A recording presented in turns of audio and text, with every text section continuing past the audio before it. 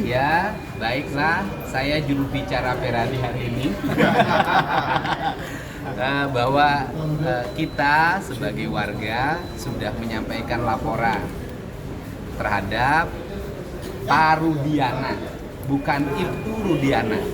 Saya katakan sekali lagi, laporannya adalah laporan terhadap Rudiana, bukan Ibtu Rudiana.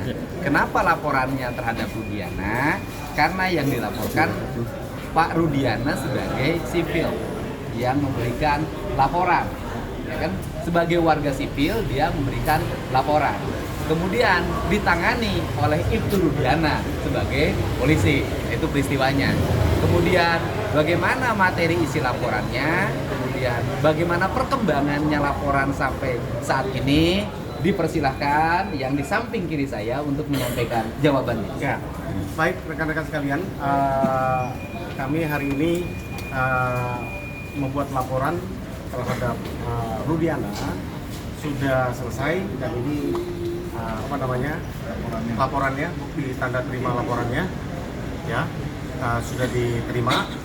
Jadi atas selesainya pelaporan ini kita harapkan pihak kepolisian ya dalam hal ini untuk segera melakukan penyelidikan ya kan terhadap laporan yang kami berikan beserta dengan semua bukti yang kami sampaikan.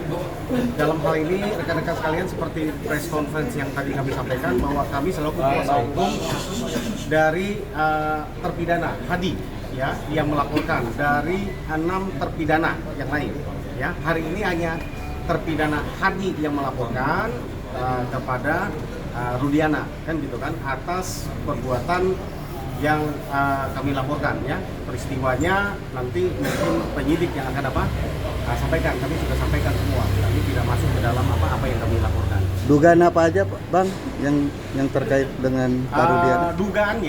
Dugaannya terhadap adalah memberikan keterangan tidak benar, palsu ya, dan juga penganiayaan, kemudian memberikan surat palsu dan lainnya. Jadi itu kira-kira begitulah kita ini. Berarti ada pengakuan dari terpidana kalau ada yang dianiaya? Oh ya, mereka membuat surat pernyataan di atas tulisan tangan bahwa mereka dianiaya dan makanya memberikan kuasa oleh karena mereka ada di dalam lapas kan, sehingga tidak bisa datang. Maka kami sebagai kuasa hukum kami melaporkan.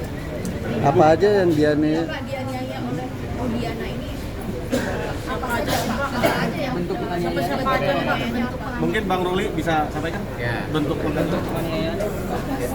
Macam-macam ya bentuk penganiayaan yang dialami oleh klien kami, dari mulai injak-injak, kemudian pukulan, kemudian gembok kepala, dikenakan kepala sampai pecah kepalanya dan lain sebagainya.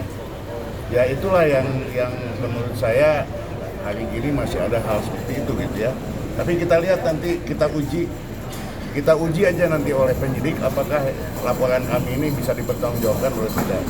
Ya tadi juga ada yang bilang bahwa ini terpidana ini suruh minum air kencing segala kan ini hal-hal yang sebetulnya udah di luar kemanusiaan lah ya.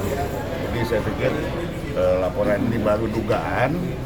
Ya kami minta untuk penyidik atau untuk Polri untuk membedah ini semuanya. Karena masalah ini tentu dengan rangkaian laporan yang kami lakukan itu semua akan menjadi novum buat kami. Jadi di sini nggak ada unsur balas dendam, tapi kita mendudukan sesuatu sesuai dengan porsinya. Kita mencari kebenaran material. Pasalnya ada berapa aja? Dokter Alsido mungkin bisa. Iya boleh. Ya, Pak, jadi mungkin pertama-tama kami mengapresiasi ya dan menyambut baik bahwa laporan ini diterima. Ya, ini menunjukkan konsistensi daripada Pak Kapolri juga yang memang ingin supaya yang dahulu tidak dilakukan dengan dasar penyidikan scientific crime investigation ini menjadi pintu membuka juga. Jadi sekali lagi ini bukan urusannya dengan instansinya, tapi yang seperti tadi disampaikan oleh Kang Denny ini terhadap personal. Karena memang inilah yang menjadi persoalan yang membuka permasalahan sampai dengan klien ini, para klien menjadi terpidana. Ya. karena daripada Pak Rudiana ini laporannya, jadi model B itu. Nah ini kami harapkan dengan adanya laporan ini diterima, semoga nanti kebenaran ini bisa dapat diungkapkan. Pasalnya sendiri diterapkan pasal berapa aja? Silakan Pak Jutek. Ya, silakan pasalnya dibaca. Pasalnya yang kami laporkan ada 422 ya, pasal 351, pasal 333, 335, 242 ya, antaranya itu. Nanti kita biar penyidik lah yang apa namanya yang menentukan ya. Masing-masing ancamannya sendiri bang, masing-masing ancamannya sendiri berapa? Juliana ini kan saling berkaitan juga dengan dua laporan sebelumnya yang KRT Pasren dengan Pak AS dan Dede. Nah, harapannya ini apakah penyelidikannya digabung saja atau seperti apa, Pak? Gini, karena peristiwanya kan tentu berbeda, yang dituduhkan, yang dilaporkan berbeda. Kalau digabung pasti nggak akan mungkin, karena yang kita laporkan ini pasalnya pun berbeda, tindakannya pun berbeda. Kenapa kami laporkan? Kami berharap para penyidik, kami percaya seperti yang diharapkan tadi Pak Kapolri, kepolisian, Kabak Reskrim dan teman-teman di polisi di sini saat ini kesempatan buat kita untuk merekonstruksi ulang, menjadi pembanding kan gitu kan, karena menjawab keraguan masyarakat terhadap hasil putusan yang sudah inkrah tahun 2016 yang lalu. Ya kan, kalau terus kita berpatokan kita melakukan itu berdasarkan yang sudah inkrah itu, ya tentu nggak akan selesai-selesai. Itu sebabnya kami coba membuat LP ini, ya kan, terhadap tiga LP kita sudah lakukan. Pasren, kemudian Kavi, Aib dengan Dede, sekarang dengan Pak Rudiana ya. Kita harapkan ini pintu masuk, coba diselidiki betul nggak peristiwa itu, kan gitu kan? Dengan versi yang sekarang berdasarkan fakta-fakta baru yang terungkap, kan gitu kan? Nanti kita akan sandingkan, kan gitu kan? Apakah peristiwa itu benar masih seperti rangkaian peristiwa tahun 2016 yang diputuskan sampai Mahkamah Agung atau ada fakta baru, gitu kan? Nah, itu harapan kami. Sehingga harapan kami ada sekali lagi, tolong kepada para penyidik ya, kepada Kabak Reskrim, Kapolri, ya tanganilah ini sesuai dengan prosedur, tanganilah ini sesuai dengan harapan masyarakat, pencari keadilan, bukan untuk yang salah dibenarkan atau yang benar disalahkan. Kami juga nggak berharap begitu.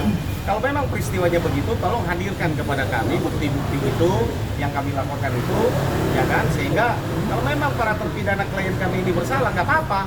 Tapi sampai saat ini kami meyakini bukan mereka pelaku, kan gitu kan? Bukan mereka pelaku dalam peristiwa tahun 2016 yang lalu dalam kasus ini. Gitu demikian.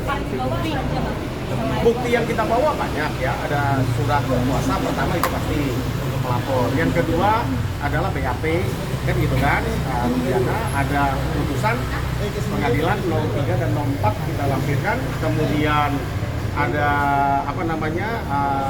digital ya, ada potongan-potongan video, kemudian ada pernyataan dari para terpidana dan juga yang lain, saksi yang lain. Ini potongan video penganiayaan atau? Oh bukan. Ya nanti lah biar penyidik yang berikan ya. Kita nggak masuk lagi, kita bukan membuka semua di sini. Kalau bukti penganiayaan yang apa aja yang disampaikan? Pengakuan, Oh, pengakuan. pengakuan dan saksi. Dan ini masih ada foto. Dan masih ada Foto ada bang, foto-foto. Ada banyak. Cari aja di Google banyak gitu kan. Iya dicantumkan. Itu kan sudah ada ini di Google banyak. Ya baik, bahwa kita hari ini tidak memiliki tujuan untuk mempidanakan orang, tidak memiliki tujuan untuk mempenjarakan orang. Kita punya tujuan untuk membebaskan orang. Nah kemudian menuju arah pembebasan itu harus melalui proses seperti ini, karena ini jalan yang terbaik menuju pembebasan. Dan kemudian yang berikutnya adalah apa yang kita cari? Yang kita cari adalah rasa keadilan masyarakat. Yang bersalah harus dinyatakan bersalah dan yang tidak bersalah harus dibebaskan. Kemudian agar tidak terjadi simpang siur yang terus-menerus berkembang di masyarakat, sebaiknya Mabes Polri meskipun putusan hukumnya belum berubah karena kita baru mengajukan PK, tetap harus melakukan penyelidikan. Di antaranya investigasi yang dilakukan Mabes Polri adalah menentukan apakah peristiwa Eki dan Tina ini peristiwa pembunuhan atau peristiwa kecelakaan. Nah, ini yang harus segera dilakukan oleh Mabes Polri. Saya pikir Mabes Polri memiliki kemampuan menganalisis peristiwa ini secara baik. Karena apa? Karena tahun 2016 itu belum jadul. Masih tahunnya adalah tahun digital. Handphone dari para terpidana masih ada.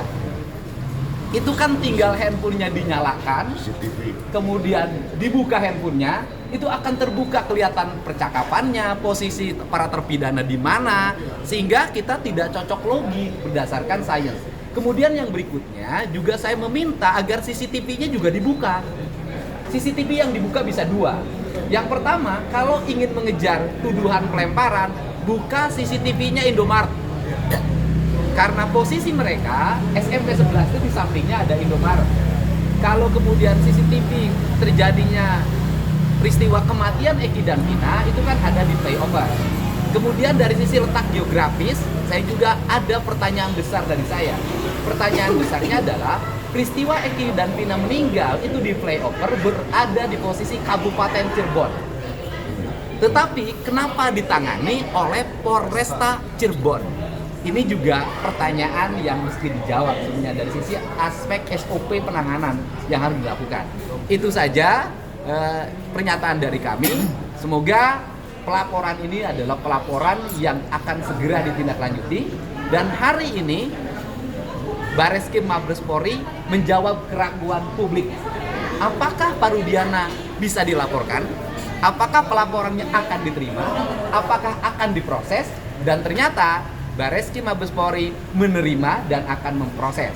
Untuk itu saya mengucapkan terima kasih pada Pak Kapolri, kepada Pak Kabareskrim atas upayanya membuka kasus ini seluas-luasnya agar masyarakat kita bisa mendapatkan keadilan yang terbuka.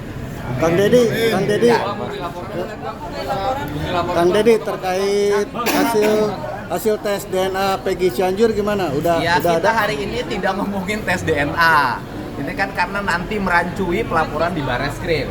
Jadi fokus hari ini adalah fokus melaporkan Pak Rudiana ke Mabes Polri. Dalam bahasa sederhananya, ya kan, kau yang berjanji, kau yang mengingkari.